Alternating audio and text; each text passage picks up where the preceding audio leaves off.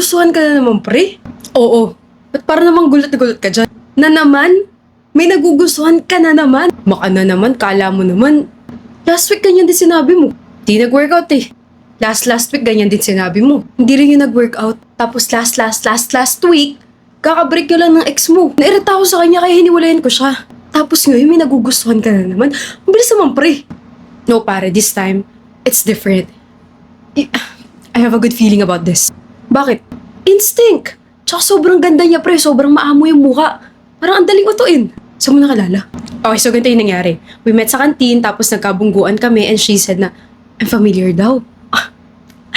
May talo ko eh. Sobrang ganda niya, pre. Tapos ayun, I asked for her number, her socials, tapos I asked her out.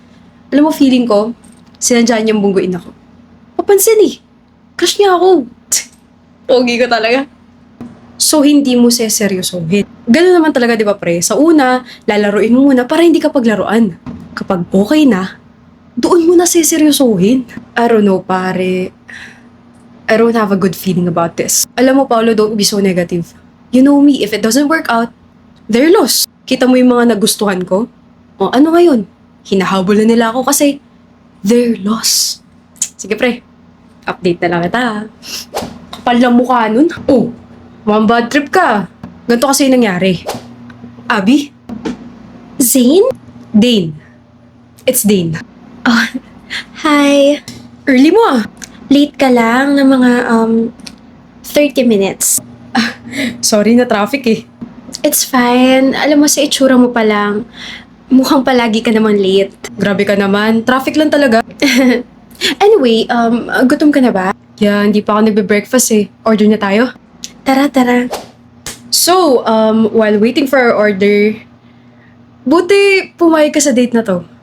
I mean, sino ba naman ako, di ba? Sobrang ganda mo. Tapos ako... Tapos ikaw? Ha? Finish it. Tapos ikaw? Ganto lang. Ganto means... Ganto. Ganto like pangit? Wow. Ano ba kasing ganto lang? Like, average? Come on, ayoko nabibitin ako, Zane. Dane. It's Dane. Dan. My bad. Basta. Anyway, alam mo ba na I have cars? Really? Yes. I have Honda, Mitsubishi, BMW. Talaga? Hanga ka ba? It's for my dad's money. Businessman kasi siya, so kaya-kaya niya talaga magregalo ng mga ganun. Actually, dala ko yung Mitsubishi. After this, we can chill and, have coffee. Ilan naging ex mo? Is that necessary? Getting to know Abby. Importante yun. Isa lang ex ko. Ako, mga 5. Pero, ewan ko ba? Lahat sila iniwan ako eh. Iniwan ka? Oo, saklap nga eh. But why? Kasi, Kasi ganyan ka lang?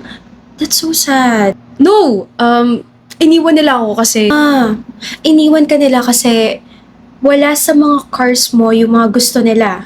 Maybe they want something, Lexus, ano ba, Ferrari.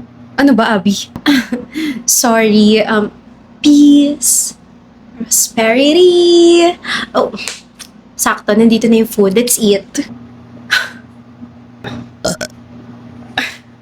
Food was great, no? Okay lang. Let's pay na. Tara. Akin na. Akin na what? Cash or card? Ikaw magbabayad? Or, i-scan QR code mo ba? Excuse me? Ako sa next date. Don't worry. May next pa? Huh? Why would I pay for our food? We can split the bill kasi as far as I could remember, mas marami kang in-order kesa sa akin. Kamot mo ah. Standards yarn. Alam mo, Zayn, Dan, wala na nga akong expectations from you and yet you still managed to let me down. Excuse me. Bill, please. Grabe, he wants me to pay for everything kahit na sobrang dami niyang in-order. And the fact na siya yung nagyaya tapos this is our first date, like, nakaka-OMG, no?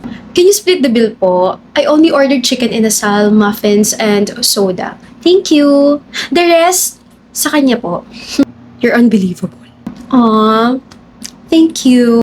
I didn't know na ganyan pala yung ugali mo. Nakaka-turn off ka pala. Paano ka pa? Alam mo, Kaya siguro iniwan ng ex mo kasi ganyan ka, no? Huh? No offense, pero pansin ko kasi, dami mo sinasabi. Dami mo mga side comments.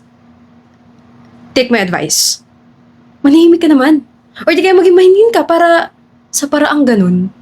Magugustuhan ka ta. Ikaw nga, ang dami mo kabubuhang mga sinabi. Nagreklamo ba ako? Hindi naman ah. Alam mo din, nagsasayang ka lang ng oxygen. Kaya pumunta ka sa punong yon. Yan, nakikita mo yon?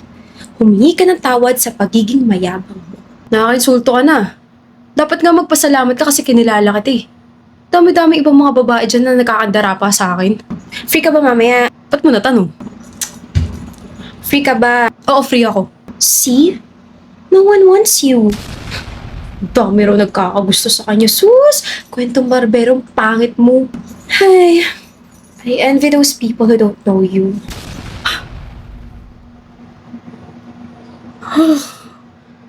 Oh, ginanon ka niya? Oo, sobrang amo ng mukha pero sobrang sama ng ugali. Anong klaseng babae yun? Di na ako magtataka kung wala nagtatagal na makilala siya. Grabe yun ha. Sobrang bad trip ko talaga. Ngayon lang ako nakakilala ng ganong klaseng babae. Feeling ko na insulto yung buong pagkatao. Bad trip yan ah. Ano pa bang ginawa mo dun? You know me, I just ran my mouth. Mas madaling pikunin yung mga ganong klaseng lalaki. Tapak na tapak yung ego niya eh. Galing mo talaga. Siyempre, may kapalit eh. Hello, long time no see. I have a favor. Oh, serious siya, serious. May tropa ako. Okay naman kami.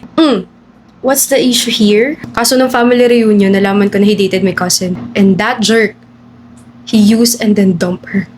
Wait, first of all, alam ba ng tropa mo na he dated your cousin? No. He dates whoever he wants. Hindi niya kinikilala yung mga babaeng dinidate niya. Ang tanging importante lang sa kanya, yung sarili niya. He likes to brag and talks about himself. Interesting. So what do you want me to do? Humble him. And yung kapalit? PS5. Kaya friends tayo, Paolo eh. Game! So marami siya na kwento. Haba ka mo nang nirant niya. Tatawa na nga lang ako eh. My gosh. Feeling ko hindi makikipag-date yun ng sobrang tagal.